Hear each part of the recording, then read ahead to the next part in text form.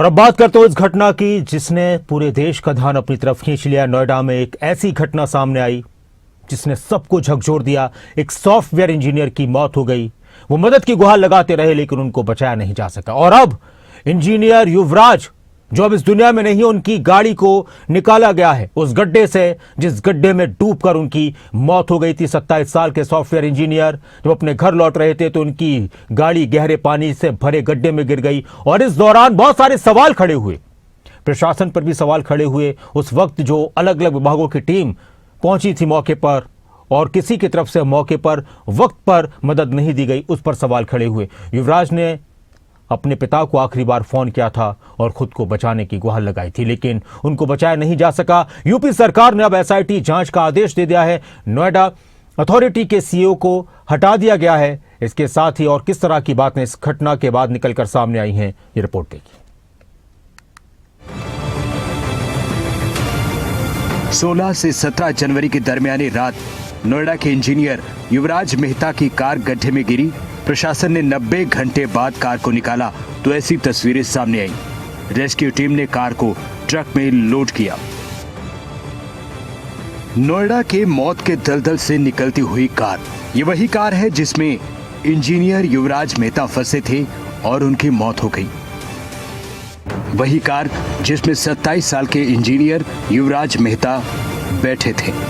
27 साल के इंजीनियर युवराज मेहता की दर्दनाक मौत ने सिस्टम, प्रशासन और बिल्डर की लापरवाही पर बड़े सवाल खड़े किए हैं। एक ऐसा हादसा जिसमें युवराज करीब 1.5 घंटे तक जिंदगी और मौत से जूझते रहे। सिर्फ हादसा नहीं है ये, बल्कि सिस्टम की लापरवाही का जीता जागता सबूत है। एक इंजीनियर, एक बेटा, एक परिवार की उम्मीद भरे पानी में डूब गई। मदद को कोई आगे नहीं आया। 27 साल के सॉफ्टवेयर इंजीनियर युवराज की कार बेकाबू होकर इस खड्डे में जा गिरी। हादसा शुक्रवार देर रात करीब 12:15 बजे हुआ। युवराज अपनी कार से घर लौट रहे थे। सड़क का मोड़ आया, उनकी कार सीधे निर्माणाधीन साइट के पानी से भरे बेसमेंट में जा गिरी। गड्ढा गहरा था। कार गिरते ही युवराज किसी तरह बाहर निकले। ऊपर चढ़कर मदद की गुहार लगाई। परिवार को फोन किया। पिता से बात हुई। पापा, कार गड्ढे में गिर गई है, मुझे बचा लो। युवराज ने अपने पिता को आखिरी कॉल यही कहकर काट दी थी। मोबाइल की टॉर्च जलाकर लगातार इशारा करते रहे। 90 मिनट तक युवराज जिंदा रहे, चिल्लाते रहे। कोहरा, अंधेरा, लापरवाही उनकी आवाज पर भारी पड़ गई।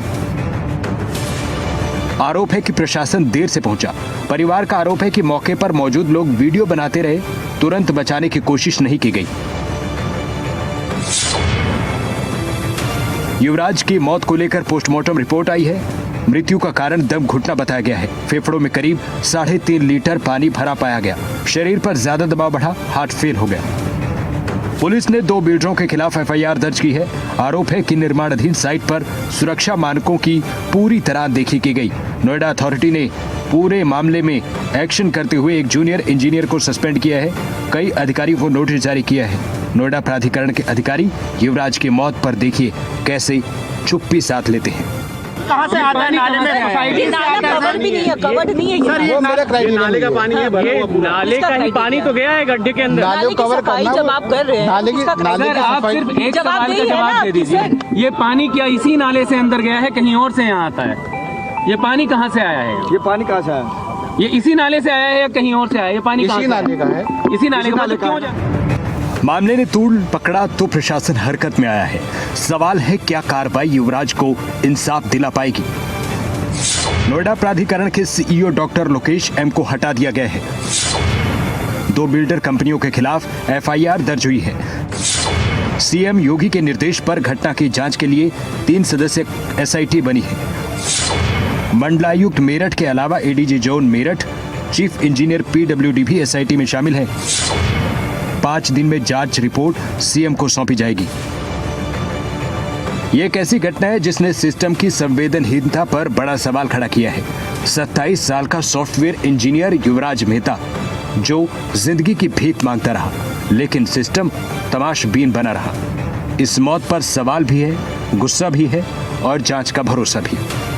दुख का कारण है और चिंता का कारण भी है कि सभी व्यवस्थाओं के बावजूद हम लोग उस युवा को नहीं बचा पाए। ये चिंता का विषय ने जो जिस तरह से हमारे भाई की जान गई है, हमें अफसोस है और इस घड़ी में हम उनके परिवार के साथ हैं। और जिस मदद पहुंचने में जो देर हुई है, ये कहीं ना कहीं व्यवस्था पे सवाल खड़ा करती है और इस प्रकार ये आगे को सुनिश्चित किया जाए कि ऐसी कोई दोबारा से ऐसी सिचुएशन क्रिएट नहीं होनी चाहिए जिससे कि लोगों की जान के ऊपर बन सके। परिवार का साफ आरोप है कि हादसा नहीं, लापरवाही से हुई मौत है। परिवार का कहना है कि अगर प्रशासन वक्त पर चेतावनी देता, रेस्क्यू में देरी नहीं होती तो युवराज की जान बच सकती थी। आज युवराज नहीं है, लेकिन उनकी मौत ने सिस्टम को कटघरे में खड़ा कर दिया है। ब्यूरो रिपोर्ट, खबरें अभी तक।